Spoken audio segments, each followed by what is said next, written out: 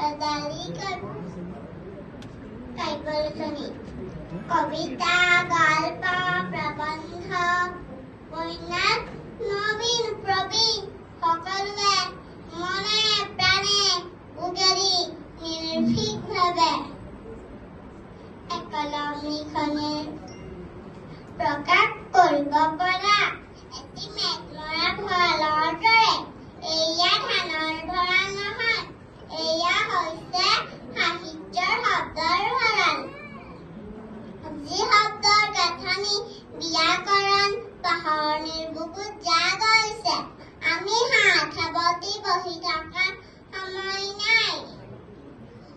অসমীয়া ভাষা সাহিত্য চহকী কৰি তুলিবলৈ লিখনিৰ অতিকৈ প্ৰয়োজন।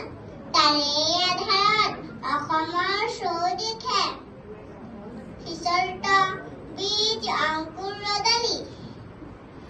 ৰদালিয়ে দিয়া